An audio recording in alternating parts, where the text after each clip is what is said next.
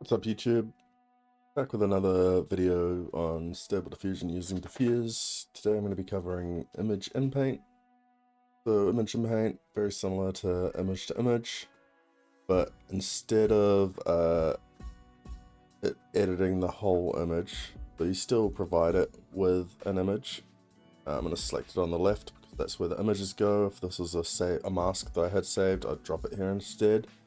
But I don't have a mask saved, so I'm just going to drop it here for my image, and I'm going to paint the mask manually. So unlike image to image, it's not going to edit the whole image, it's going to edit just specifically where I tell it to edit with the mask, whereas image to image, it's just going to take the image as a whole and do what it feels like doing with it. So I'll give you an example. I've got my model loaded already, and I'm just going to paint a mask. So the prompt, I'm just going to do dancing in a nightclub, and then I'm just going to paint a rough mask of where I think people dancing should be. So I'm just going to make my tool size a little bit bigger, and then, oh no, way bigger than that.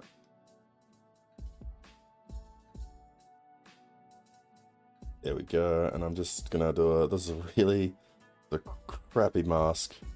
It's not very good, but just like roughly you get the idea, like maybe a person there or there. I don't know how it's going to do 4 people or 5 or what, but like roughly I want some people dancing in the middle of the nightclub. So like you can do much better masks than this. I'm not an artist, and you can import, like I said, you can import masks if you wanted. You just drop the mask on here. I don't have a mask, so I'm just going to draw one. This probably isn't going to be a perfect result, but it should be enough just to give the general idea, the gist of things. So I'm going to hit generate.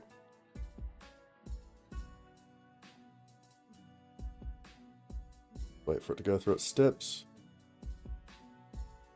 And cool, just like that, we got people dancing in the nightclub. It's not perfect, like I said, this isn't a great mask, but you get the idea. So you select where you want it to edit in the image, and so you get much finer control over what part of the images are edited compared to image, which is just going to do what it feels like with the whole image. Whereas, yeah, using a mask, I can tell it I don't want it to edit anything outside of here, and you can see that it hasn't. It's only messed with the area that I've selected. So we've got people dancing on the night floor. Again, not perfect because it's not a perfect mask, but you get the idea. And so I think that's pretty much all there is to it. It's pretty straightforward. You can load an image mask specifically using this button instead of, if you've got it saved somewhere on your computer rather than dragging it from here. So if you had a mask down here, you could drag it. If you don't, you can click this button here, and then yeah, you've just got your basic tools here. So I can edit the mask with the delete button. I can move the image and resize it, and I can change the mask mode. So that's gonna discard that, and then now because the mask mode has changed, basically it will edit everything outside of the mask now instead of inside the mask. So basically outpaint now. So if I hit generate again, it's not going to be a good result because this is a terrible mask and a terrible prompt.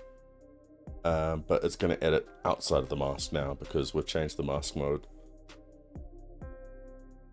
And yeah, you can see it's left the original image where I've left it in the mask, and then it's done a real messy job of editing outside of it because this is a trash prompt and a trash mask. But it was just to demonstrate that you can also outpaint instead of inpaint effectively by changing the mask mode. And that's pretty much it. Delete the mask there with the clear mask button, and I can delete the image there with the delete trash button, and that's image InPaint. Pretty straightforward.